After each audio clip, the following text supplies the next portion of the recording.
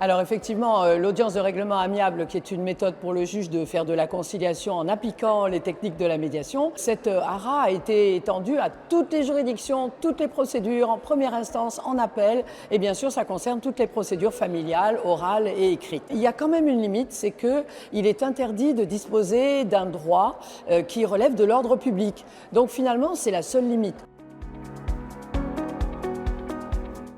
Par exemple, on ne peut pas prononcer un divorce par un contrat, par un accord. Donc on ne peut pas faire d'audience de règlement amiable sur le principe du divorce ou sur la déchéance de l'autorité parentale ou sur la reconnaissance de paternité. Mais dans les autres domaines, on peut toujours faire une audience de règlement amiable et développer l'amiable, bien sûr, la médiation et les transactions dans ce domaine-là. Et il y en a beaucoup en matière familiale.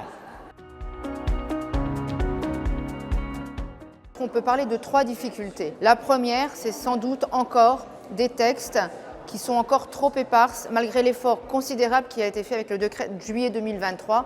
On pourrait presque rêver à un code de l'amiable qui sans doute simplifierait les choses. Deuxième difficulté, c'est la formation.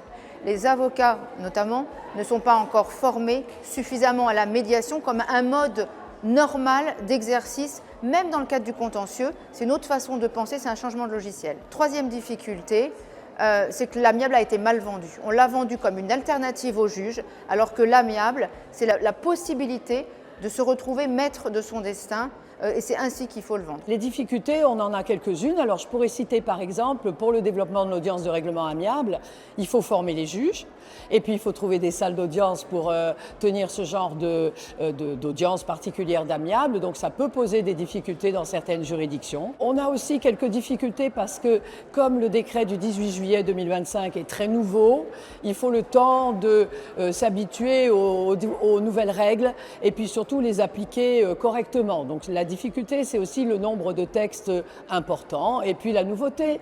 Il faut s'adapter aux nouveautés et les mettre en application.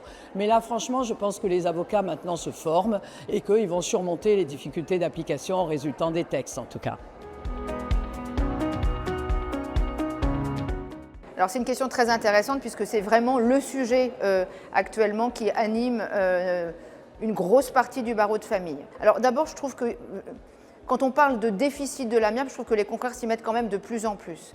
Mais c'est vrai que maintenant, de plus en plus, la place de l'avocat, c'est un avocat conseil, accompagnateur des familles, qui peut intervenir du début de la vie jusqu'à la fin de la vie et tout au long de la famille et l'aider quand il veut se marier, quand il veut adopter, quand il veut se séparer, quand il veut anticiper sa succession ou son régime matrimonial. C'est aujourd'hui ainsi que doit d'être repensé le métier d'avocat de la famille, et plus on anticipe, plus on est conseillé, moins il y a de contentieux.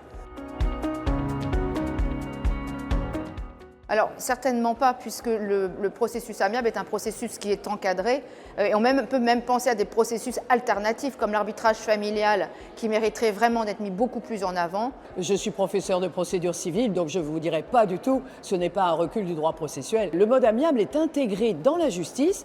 Il obéit à des principes fondamentaux, lui-même obéit à un certain nombre de règles juridiques. Et il faut quand même garder à l'esprit qu'il n'y aura pas de recul de droit processuel, puisque de toute façon, il continuera à y avoir des procès. L'amiable, ce n'est pas la solution à toutes les difficultés que peuvent rencontrer les familles. Le juge intervient toujours. Le mode amiable se réalise à l'ombre du juge. Le juge peut inciter à rencontrer des médiateurs, le juge contrôle le processus, il homologue l'accord. Et il en contrôle aussi la régularité, parce que s'il y a des contestations, on peut contester l'accord devant le juge.